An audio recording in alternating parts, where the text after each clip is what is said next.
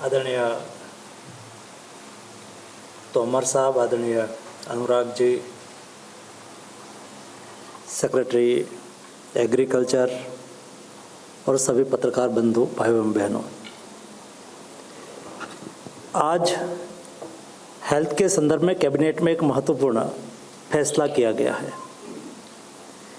आप सब लोगों को पता है कि अप्रैल 2020 में पहला package emergency Covid response package के रूप में 15,000 करोड़ रुपीस का दिया गया था और ये पैकेज का अच्छी तरह से उपयोग भी हुआ और उसका रिजल्ट भी आया। आपने देखा होगा कैटेगरी 1 में कोविड डेडिकेटेड हॉस्पिटल हमारे पास 163 थी, वो बढ़ के 4,389 हो गई। कैटेगरी 2 में डेडिकेटेड कोविड हेल्थ सेंटर उस वक्त हमारे पास था ही नहीं। ये पैसा का उपयोग करके 8,338 हमने डेडिकेटेड कोविड हेल्थ सेंटर बना लिया। वैसे ही कैटेगरी 3 में डेडिकेटेड कोविड केयर सेंटर आज 10,011 हमारे पास बन चुके हैं। ऑक्सीजन सपोर्टेड बेड्स हमारे पास 50,000 ओनली थे, उसको बढ़ा के 4,17,396 आज के दिन में हो चुका है।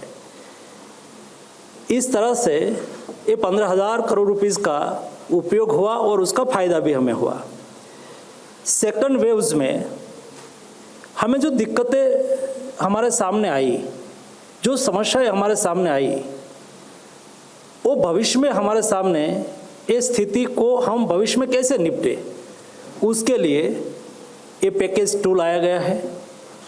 पैकेज 2 में कुल मिला के 23,123 करोड़ रुपीस 23,000 करोड़ रुपीस का एक पैकेज है। ये पैकेज में कुल मिला के केंद्र सरकार और राज्य सरकार दोनों साथ में मिलके उसका इम्प्लीमेंटेशन करेंगे और ये पैसा स्टेट को दिया जाएगा। केंद्र सरकार की ओर से 15,000 करोड़ रुपीस दिया जाएगा और राज्य सरकार 8,000 करोड़ रुपीस निकालेगी। सभी के साथ, सभी स्टेट गवर्नमेंट के साथ कंसल्टेशन के आधार पर कौन सी व्यवस्था करने की आवश्यकता है। सेकंड वेव्स में हमने देखा कि देश में बेड आज के दिन में जो पीक पर पहुंचा था सेकंड वेव्स, तो क्या स्थिति थी, उसको देखते हुए क्या करना चाहिए। देश में भविष्य में ऑक्सीजन की क्राइसिस ना खड़ी हो, उसके लिए क्या करना चाहिए। सभी स्टेट के साथ विस्तार से कंसल्टेशन हुआ। क्रिटिकल मेडिसिन की कोई किल्लत ना हो, उसके लिए भी व्यवस्था भविष्य के लिए बनाने के लिए, और भविष्य में बच्चों में कोविड का फैलावा हो तो उसके सामने हम कैसी व्यवस्था करें। एक कुल मिला के ये सारे विषय को जोड़ के ये पैकेज बनाया गया है। उसके अलावा कई ऐसी व्यवस्था है जिस व्यवस्था हमें सेंट्रल और इंटीग्रेटेड डिजिटल प्लेटफॉर्म के माध्यम से हम उसके सामने अच्छी तरह से उसका उपयोग करके कोविड क्राइसिस के सामने लड़ सके। क्या हम टेलीमेडिसिन का यूज़ नहीं कर सकते हैं? क्या हम टेली कंसल्टेशन नहीं कर सकते हैं? उसके लिए एक अच्छी फैसिलिटी क्रिएट नहीं कर सकते? उसके लिए भी इस पैकेज में व्यवस्था की गई है। उसके अलावा ये सारी पैकेज का इम्प्लीमेंटेशन जब स्टेट गवर्नमेंट करने के लिए जाए तब सभी स्टेट में अलग अलग व्यवस्था होती है, अलग अलग सैलरी होती है। हमने प्रावधान रखा है कि अगले दिनों में 9 महीने तक, मतलब जुलाई टू मार्च तक देश में मेडिकल इंटर्न हो, रेसिडेंट डॉक्टर हो, फाइनल ईयर्स में जीएनएम स्टूडेंट हो, बीएससी नर्सिंग में स्टडी करता हो ऐसे स्टूडेंट हो, उसकी सेवा भी लेने की आवश्यकता हो तो ले सके। इसके लिए स्टेट गवर्नमेंट व्यवस्था करे और व्यवस्था में भी इस पैकेज से सहयोग मिलेगा।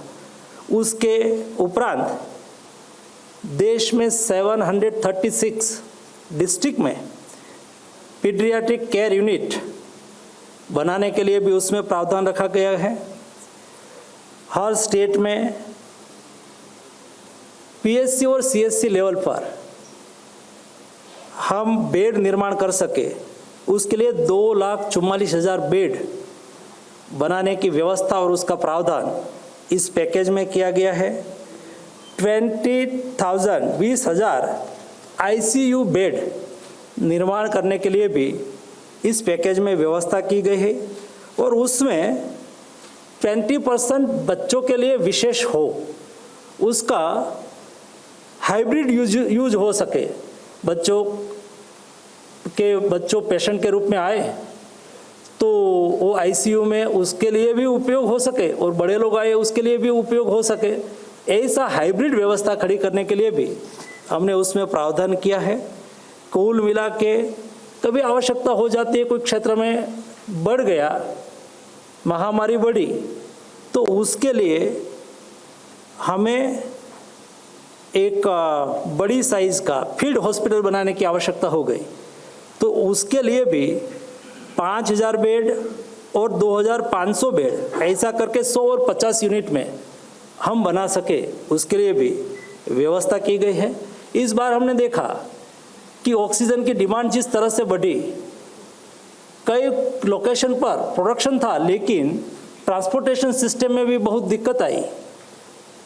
तो ऐसी स्थिति भविष्य में निर्माण न हो जाए, उसके लिए भी हर डिस्ट्रिक्ट लेवल पर 10,000 लीटर क्षमता की व्यवस्था, हमने स्टोरेज क्षमता की व्यवस्था हर डिस्ट्रिक्ट पर 10,000 लीटर स्टोरेज की व्यवस्था हो। ये 9 महीने में हमें सारी व्यवस्था करें, जैसे कि भविष्य में ऐसी कोई स्थिति निर्माण हो जाए तो उसका सामना हम अच्छी तरह से कर सकें। जब पेशेंट को घर से हॉस्पिटल तक ले जाना होता है, जब पेशेंट को घर से हॉस्पिटल तक ले जाने के लिए एम्बुलेंस की आवश्यकता हो, उसके लिए भी हमने इस पैकेज में व्यवस्था की है। कुल मिला के मेडिसिन की भी किल्लत ना हो जाए, सेंट्रल लेवल पर भी बफर स्टॉक के लिए, स्टेट और डिस्ट्रिक्ट लेवल पर भी 1 करोड़ रुपीस की मेडिसिन डिस्ट्रिक्ट लेवल पर प्रयोग करके बफर स्टॉक कर सके, ऐसी भी व्यवस्था इस पैकेज में की गई है। कुल मिला के भविष्य में कोविड बढ़े तो उसका सामना देश अच्छी तरह से और योजनापूर्वक कर सके, इस पैकेज के माध्यम से सुनिश्चित किया है। मुझे विश्वास है कि इस पैकेज का इम्प्लीमेंटेशन 9 महीने में किया जाएगा और भविष्य में कोविड की जो स्थिति बढ़े तो उसका हम अच्छी तरह से सामना कर पाएंगे। धन्यवाद।